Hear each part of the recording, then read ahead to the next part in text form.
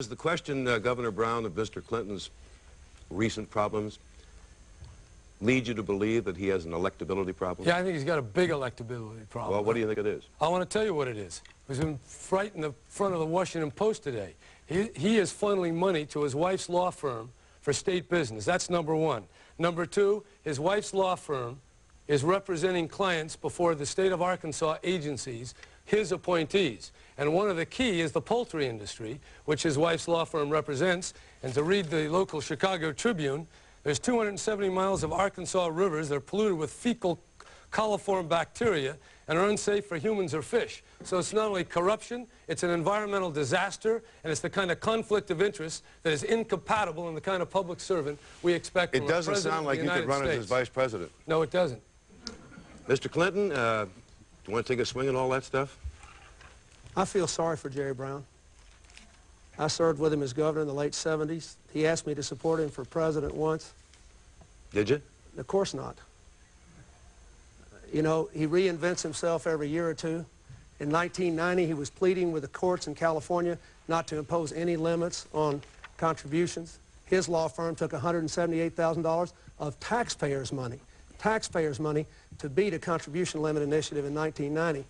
And so I don't think you can take much of what he says seriously. Now, let me tell you this. Well, can I just interject something? I mean, this guy just accused you of having somebody funnel legal fees to your wife and the poultry and whatever all that... Well, his wife's law firm. It's in the Washington Post this morning. Is it true or isn't it true, Governor Clinton? Wait a second, Bill. You're always trying to attack. Mr. Brown. You never answer the question. Mr. Brown, let him answer. Let me tell you something, Jerry. I don't care what you say about me.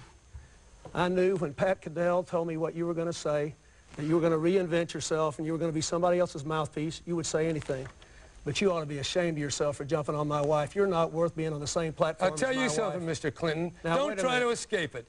Ralph Nader called me this afternoon. He read me the article from the Washington Post. Does that make it true? I was shocked by it. I was shocked by it because I don't think someone in government should be funneling money to his wife's law firm. Governor Clinton, you were poking your finger at him. He poked it back. It's your turn, Governor Jerry Clinton. comes here with his family wealth and his $1,500 suit and makes a lying accusation about my wife. The Washington Post.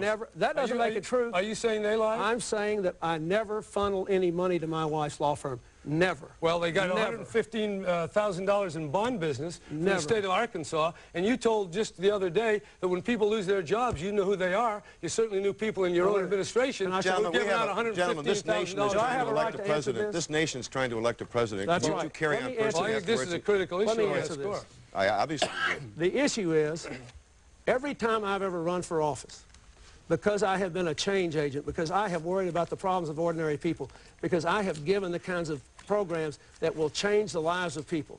The people who run against me attack me personally. I have not attacked Jerry Brown personally. I have not attacked Paul Tsongas personally. I have not said anything about their character or their history. They have done that to me. That's what everybody I've ever run against has always done. And guess what? I win because I stand up for ordinary people and real change. And it is a crying shame that because they read the polls in the Chicago papers today, I get this kind of criticism.